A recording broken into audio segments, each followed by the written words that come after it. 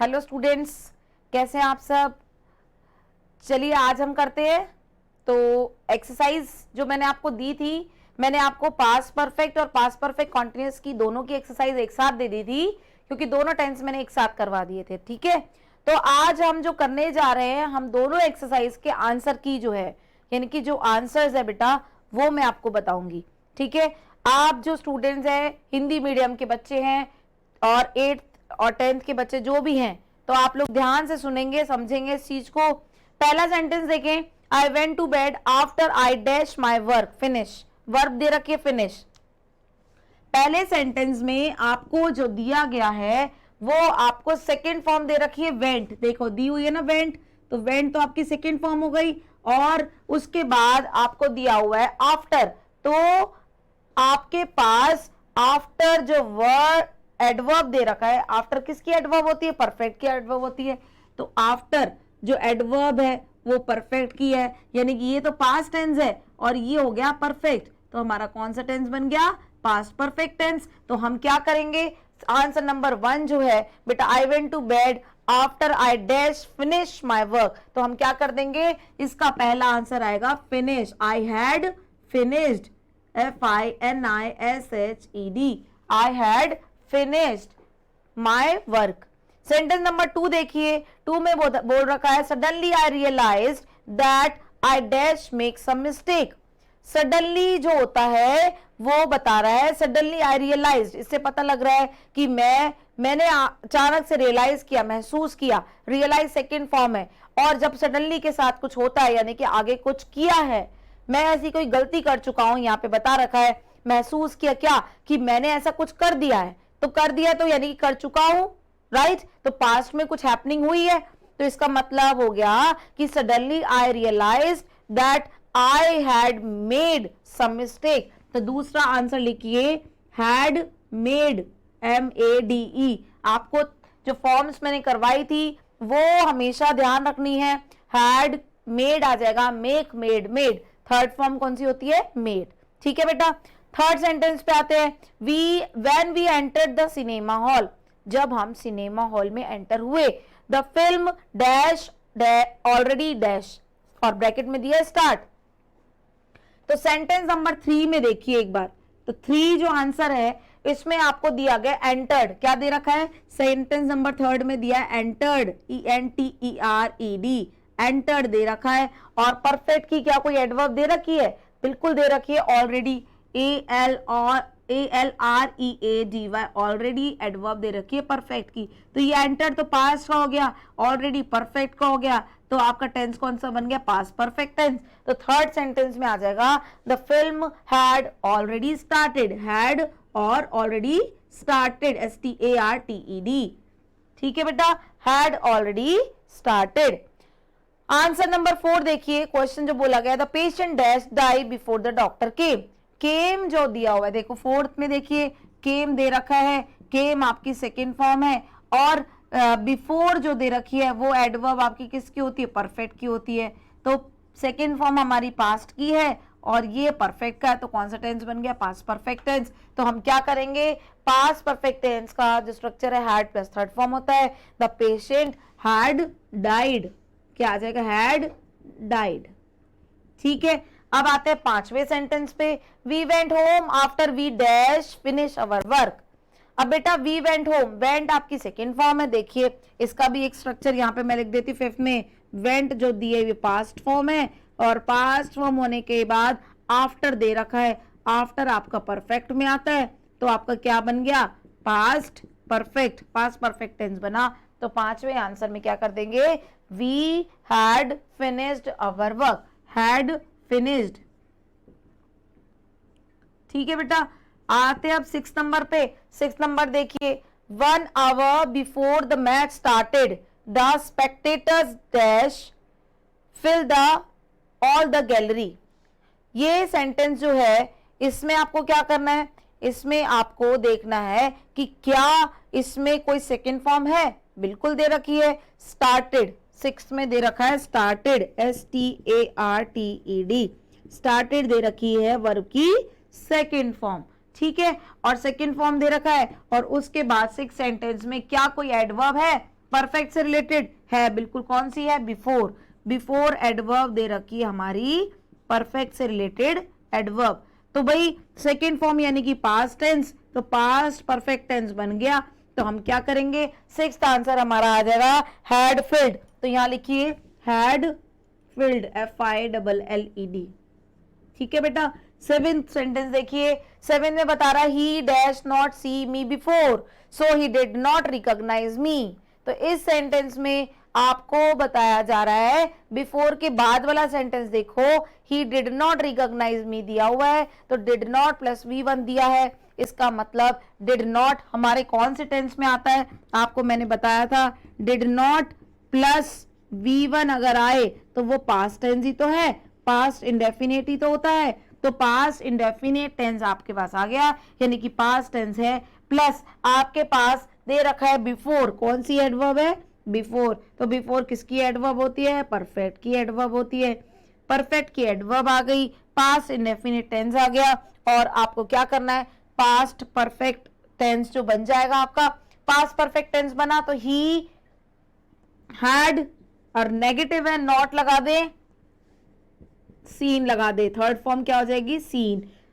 He had not seen. ठीक है बेटा। तो ये तो हो गई पास्ट परफेक्ट टेंस की एक्सरसाइज। अब हम बात करेंगे पास्ट परफेक्ट कॉन्टिन्यूअस टेंस की एक्सरसाइज के बारे में। आई थिंक आपको ये समझ में आई होगी।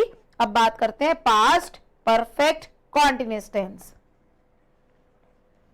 देखिए पास्ट परफेक्ट कॉन्टिन्यूअस टेंस में क्या करना है। अब देखिए पास्ट परफेक्ट कॉन्टिन्यूअस टेंस जो है, मैंने आपको बताया था, एक ऐसा टेंस होता है जो कि क्या है, हमारा ऐसा काम जो कि पास्ट में ही स्टार्ट हुआ था और पास्ट में ही खत्म हो गया।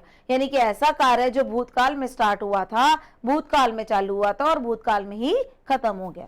तो पास्ट परफेक्ट कॉन्टिन्यूअस की एक्सरसाइज जो मैंने आपको प्रोवाइड की थी, दी थी, इसके सेंटेंस के बारे में देख लेते हैं एक बार। बेटा इसके सेंटेंस जो बता रखे हैं, आई थिंक पास्ट परफेक्ट की तो एक्सरसाइज आपको अच्छे से समझ में आ गई होगी। और अब पास्ट परफेक्ट कंटिन्यूअस के लिए मैं आपको बता दूं कि आपके पास आपकी एक्सरसाइज में कोई पास्ट की एडवर्ब होनी चाहिए, और पास्ट की एडवर्ब के साथ साथ आपके पास परफेक्ट कंटिन्यूअस के लिए सिंस 4 होना चाहिए। ठीक है। तो आपकी इस एक्सरसाइज में देख लेते हैं। आपका सेंटेंस नंबर 1 देखिए, the gardener dash water the plants for 2 hours when it started raining। तो आपके पास फर्स्ट सेंटेंस में आप देखिए, फर्स्ट सेंटेंस में आपके पास कोई स्टार्टेड सेकंड फॉर्म दे रखी है ना, स्टार्टेड। तो स्टार्टेड आपका कौन सा फॉर्म हो गया? कौन सी फॉर्म है? पास्ट फॉर्म है। ठीक है, पास्ट फॉर्म हो गई। प्लस क्या सिंस 4 दे रखा है? बिल्कुल दे रखा है, फॉर 2 hours। तो फॉर यहां पर दिया हुआ है, वो किसको बताता है? परफेक्ट कॉन्टिन्यूअस को बता रहा है। तो हम क्या करेंगे? हम यहाँ पर कौन सा स्ट्रक्चर यूज करेंगे? Had been first form ING। ठीक है, had been first form ING use करेंगे। तो the gardener had been watering, had been watering, WATERING, watering. ठीक है, नेक्स्ट सेंटेंस पे आते हैं। We dash see the film for 2 hours when light went। अब इस सेंटेंस में देखो वेंट आ गया बेटा, दूसरे सेंटेंस के बारे में बात कर रही हूं अभी। वेंट आ गया, वेंट आपकी कौन सी फॉर्म होती है? सेकेंड फॉर्म होती है। ठीक है, और यहाँ पे क्या कोई टाइम दे रखा है? यस, टाइम दिया हुआ है, फॉर दिया हुआ है। तो फॉर किसका है? परफेक्ट कॉन्टिन्यूअस का फॉर दिया गया है, टाइम दिया हुआ है। तो इसका स्ट्रक्चर लगेगा had been first form ING। अब बेटा यहाँ पे सी दे रखी है, तो आपका हैड बीन सी की फर्स्ट फॉर्म ING लगा दो। ठीक है, तो क्या आंसर हो जाएगा? हैड बीन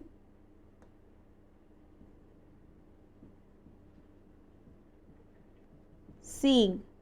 ठीक है, थर्ड आंसर भी आपका कंप्लीट हो गया। फोर्थ आंसर की बात करते हैं। थर्ड देखिए, सेकेंड हो गया, थर्ड की बात करते हैं। She dash work hard for 2 years when she passed the pre medical test. तो यहां पर पास्ड देखिए, थर्ड सेंटेंस देखिए, अब पास्ड दे रखा है। पास्ड किसको बताता है? वर्ब की सेकेंड फॉर्म, यानी कि पास्ट टेंस। ठीक है, तो पास्ट टेंस बता रहा है। और क्या यहाँ पर कोई टाइम दे रखा है? फॉर टाइम, यानी कि समय के लिए क्या दे रखा है? फॉर। तो फॉर किसका है? Perfect continuous. ठीक है, तो पास्ट परफेक्ट कॉन्टिन्यूस टेंस बन जाएगा जब हम क्या करेंगे, जब हम यहां पर ये चीज देख के हम कौन सा स्ट्रक्चर फॉलो करेंगे? शी के साथ हैड बीन वर्किंग। थर्ड का आंसर क्या आएगा? Had been working, had been working. ठीक है बेटा, हैड बीन वर्किंग हम आंसर लिख देंगे। फोर्थ देखिए, चतुर्सेन शास्त्री एक बहुत बड़े लेखक है, एक राइटर है, उनके बारे में बता रखा है। Chatursen Shastri dash study for 10 years before he started writing Amrapali.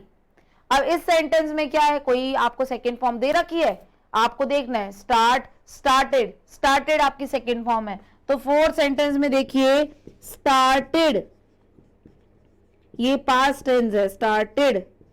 ठीक है, और उसके बाद हम देखेंगे कि क्या यहां पर कोई टाइम दे रखा है? बिल्कुल दे रखा है, फॉर दे रखा है। तो ये कौन सा है? Perfect continuous. ठीक है, परफेक्ट कॉन्टिन्यूस। तो हम क्या करेंगे? पास्ट परफेक्ट कॉन्टिन्यूस का स्ट्रक्चर जो है वो ही फॉलो करेंगे। तो हमारा यहां पर क्या आ जाएगा? Chatursen Shastri had been studying. तो आंसर लिखिए fourth, had been STUDYING studying. ठीक है, हैड बीन स्टडिंग। दोबारा से देखिए, स्टडिंग की स्पेलिंग STUDYING। ठीक है बेटा, तो इस तरह से आपको ये एक्सरसाइज करनी है। आई थिंक आपको समझ में आ गया होगा। हमारे टोटल सेंटेंस जो थे उस एक्सरसाइज में 7 थे, इसमें 4 थे। मैंने ज्यादा सेंटेंस नहीं दिए क्योंकि मैं आपको जो टेंस करवा रही हूँ उसमें काफी एग्जाम्पल्स में देती जा रही हूँ। ठीक, अब नेक्स्ट टेंस की बात करते हैं, फ्यूचर टेंस की बात करते हैं बेटा। फ्यूचर टेंस में आपको जब आपको बता रही हूं, अभी एक एक्सरसाइज मैंने बोर्ड पे ऑलरेडी लिख रखी है। तो फ्यूचर टेंस जो है आपको एक्सरसाइज भी बताऊंगी, साथ में आपको पूरा टेंस एक्सप्लेन करूंगी। सबसे पहले टेंस को समझ लेते हैं, फिर हम एक्सरसाइज पे आ जाएंगे। एक्सरसाइज में क्या है वो चीज मैं आपको बताऊंगी। ठीक है बेटा, देखिए बात आती है फ्यूचर इंडेफिनिट की। आप future indefinite tense, future indefinite tense होता क्या है आप ये समझे पहले। फ्यूचर इंडेफिनिट टेंस एक ऐसा टेंस है जो भविष्य में होने वाली कार्य, भविष्य में होने वाली क्रियाविधि या भविष्य में होने वाली किसी भी प्लानिंग को बताता है। हम अगर कुछ सोचते हैं, आज कुछ सोच रहे हैं कि हम भविष्य में क्या करेंगे, तो उस सारी चीजों को, भविष्य की सारी चीजों को हम फ्यूचर टेंस कहते हैं। तो फ्यूचर टेंस के लिए हमें क्या करना है? फ्यूचर टेंस में हिंदी में हमें क्या पहचान मिलेगी? ये चीज देखिए, अगर वाक्य के अंत में हिंदी में गा गे गी आ जाए, देखिए अगर वाक्य के अंत में गा गे गी, अब कहोगे आपकी मैडम ये क्या है? सिंपल सी बात है, वह जाएगा, हम सब जाएंगे, सरिता मैदान में खेलेगी। तो लास्ट में गागेगी तो आया, तो हम क्या करेंगे? उसको फ्यूचर इंडेफिनिट टेंस मानेंगे। अब फ्यूचर इंडेफिनिट टेंस के लिए जो स्ट्रक्चर है, सब्जेक्ट प्लस विल ऑब्लिक शैल, ठीक है, plus first form plus object, ये यूज करेंगे। ठीक है बेटा, अब आपको क्या करना है? आपको एक चीज ध्यान रखनी है मेरी, कि मैं आपको ये बताना चाहती हूं कि कहां पे विल होगा, कहां पे शैल होगा। शैल और विल का यूज भाई बहुत इजी है, अगर आप लोग एक बार अच्छे से सीख लेंगे तो कभी भी मिस्टेक नहीं होगी। भाई शैल का यूज जो है, शैल कहता है कि मैं तो दो ही जो है, मेरे जो दो ही नंबर्स को मैं अपने पास लूंगा, दो ही नंबर्स को इंक्लूड करूंगा, वो है आई और वी केवल। बाकी सारे लोगों को हैंडल करने के लिए विल है। विल में इतनी पावर हो गई है, विल इतनी ताकत रखता है कि विल सबको रखने की कोशिश करता है। और शैल कहता है, शैल जो व्यक्ति है, मान लो शैल एक हेल्पिंग वर्ब है वैसे तो शैल कहता है भाई मैं तो केवल दो को ही रखूंगा और आई और वी इन दोनों को मैं अपने साथ रखूंगा। बाकी विल कहता है मेरे अंदर इतनी विल पावर है कि मैं सबको रख लूं, जैसे कि आई वी को नहीं रखूंगा, बाकी सबको रख लूंगा। जैसे यू को रख रहा है, ये दे को भी रख रहा है, ये ही को रख रहा है, शी को रख रहा है, इट को भी रख रहा है, और कोई नेम आ जाए उसको भी रख लेता है, और जो भी सिंगुलर या प्लूरल आते हैं, जो भी सिंगुलर या प्लूरल आते हैं तो सबको ही वो अपने पास रख रहा है। कौन? विल रख रहा है, कि विल के अंदर इतनी स्टेमिना है, इतनी ताकत है, इतनी पावर है कि वो सबको रखने को तैयार हो गया। ठीक है, तो बात यहां आती है कि शेल और आई का, शेल का रिलेशन केवल आईवी के साथ होता है, विल का यूज सबके साथ कर लिया जाता है।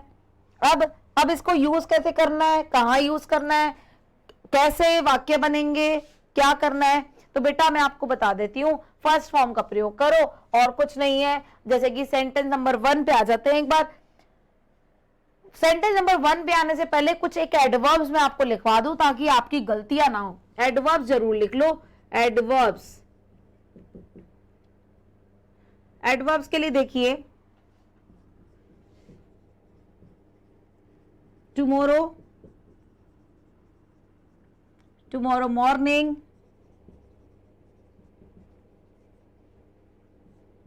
नून, evening, night, the next day, week, month, year, session कुछ भी आ जाए, the following day, week, month, year, या the next morning, Noon, evening, night, whatever, the following morning, noon, evening, या इससे रिलेटेड कोई भी, फ्यूचर से रिलेटेड अगर कुछ भी एडवर्ब आती है तो आपको ध्यान रखना है कि वो फ्यूचर इंडेफिनिट टेंस है। ठीक है, अब बात करते हैं कि भाई ये फ्यूचर इंडेफिनिट की एडवर्ब्स तो हो गई, तो हम इनको करेंगे कैसे? तो देखिए फर्स्ट सेंटेंस पे आते हैं एक बार, ये एक्सरसाइज है।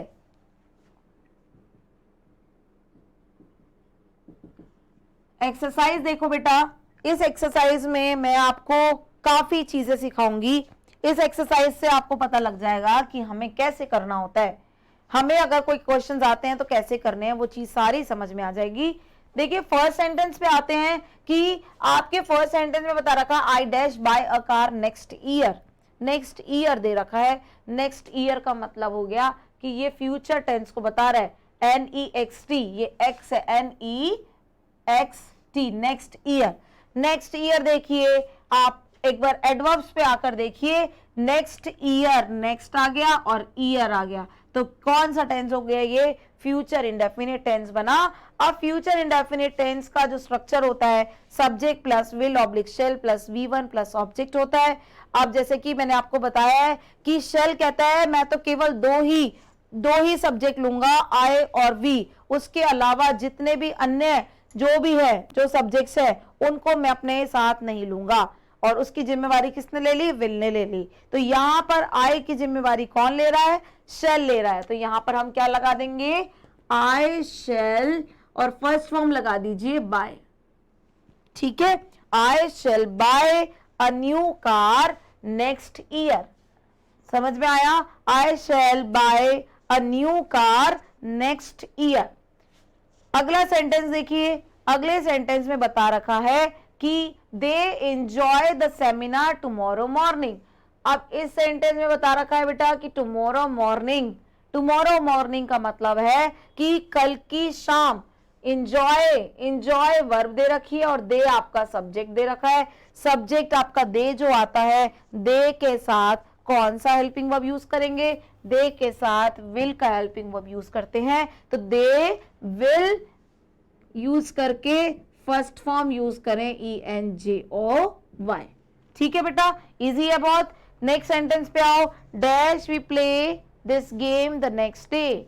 अब इस सेंटेंस में दिया है द नेक्स्ट डे दिया है, द नेक्स्ट डे कौन सी एडवर्ब है?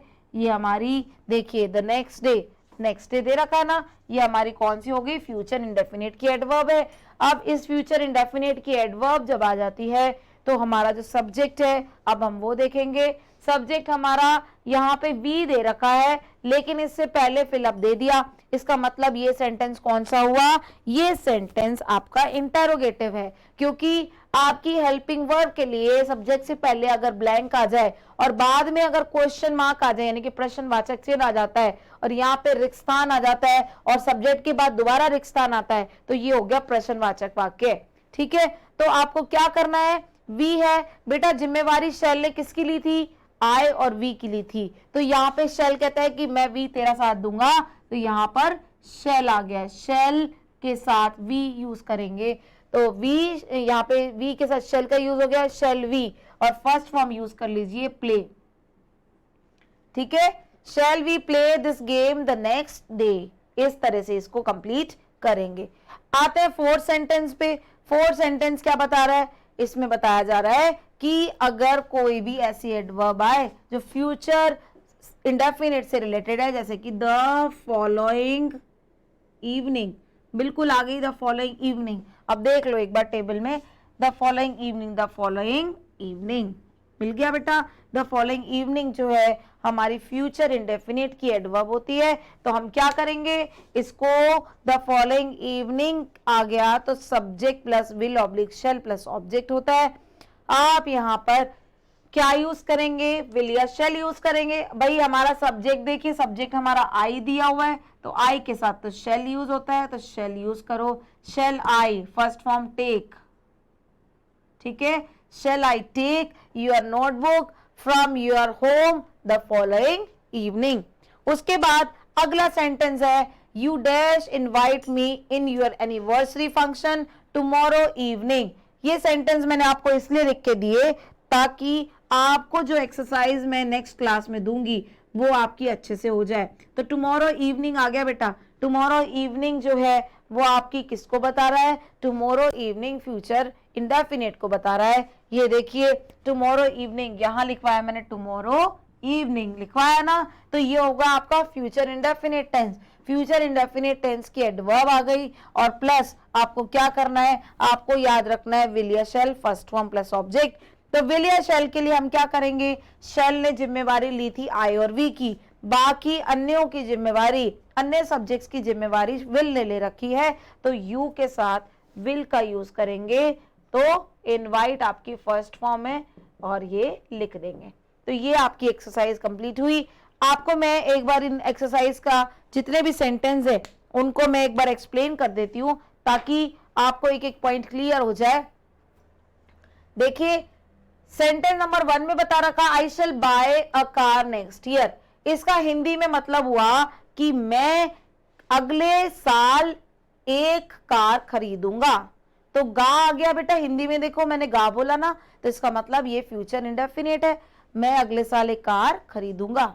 अगला सेंटेंस देखिए, they will enjoy the seminar tomorrow morning. इसका मतलब क्या हुआ कि वो कल सुबह जो सेमिनार होगी उसको एंजॉय करेंगे, उसका मनोरंजन लेंगे, करेंगे।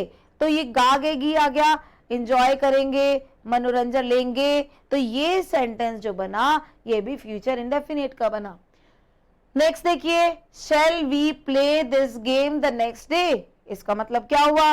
क्या हम ये गेम जो है, shall we play this game the next day, क्या ये गेम, यह गेम जो, यानी कि यह गेम जो है क्या हम अगले दिन खेलेंगे? तो इस तरह के सेंटेंस जो होते हैं वो फ्यूचर इंडेफिनिट में काउंट होते हैं। ऐसे ही इसके अगला sentence, shall I take your notebook from your home the following evening. तो क्या मैं तुम्हारी कॉपी को तुम्हारे घर से कल शाम को ले सकूंगा? तो इसका मतलब क्या हुआ? क्या मैं ले लूं? क्या मैं ले सकूंगा? तो ऐसी कंडीशन आ जाए, यहाँ पे परमिशन ली जा रही है, क्या मैं तुम्हारे घर से तुम्हारी नोटबुक को या तुम्हारी कॉपी को कल शाम ले लूं या ले लूंगा? तो यही चीज आपको बताई जा रही है। ये प्रश्नवाचक वाक्य बन गया। क्यों? ये तीसरा और चौथा प्रश्नवाचक हो गया क्योंकि हेल्पिंग वर्ब आगे आ गई। ठीक है बेटा। और पांचवें सेंटेंस को देखिए।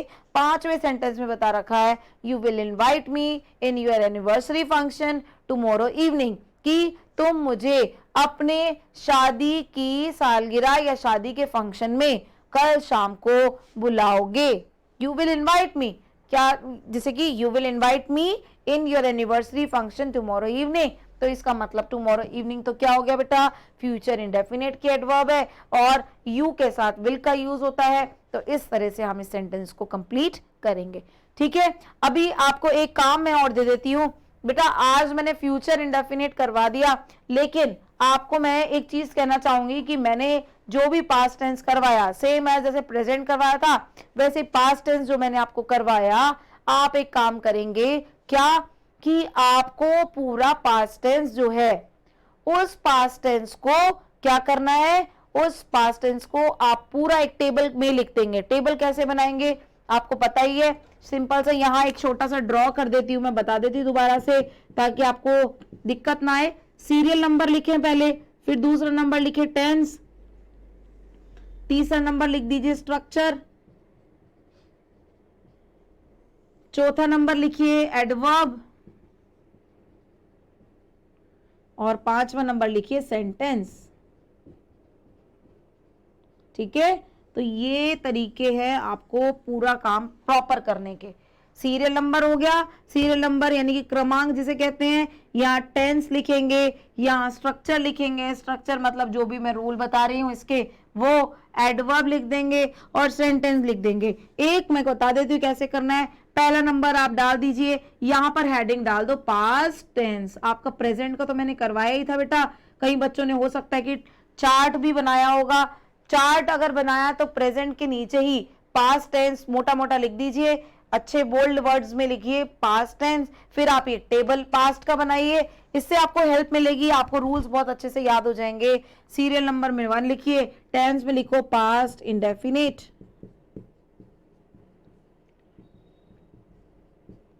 ठीक है। उसके बाद स्ट्रक्चर लिख दीजिए, subject plus second form object. ठीक है, ये स्ट्रक्चर लिखा और पास्ट इंडेफिनिट की जितनी भी एडवर्ब्स बताई हैं वो सारी लिख दीजिए और यहां पर आप जो सेंटेंस बनता है वो सारे सेंटेंस बनाएंगे। सेंटेंस आपको मैंने बनवा रखे हैं, जो भी सेंटेंस है, क्या सेंटेंस है। एक चीज और ध्यान रखना बेटा, ये अगर आप सेंटेंस बनाते हैं जैसे कि ही एट स्वीट्स,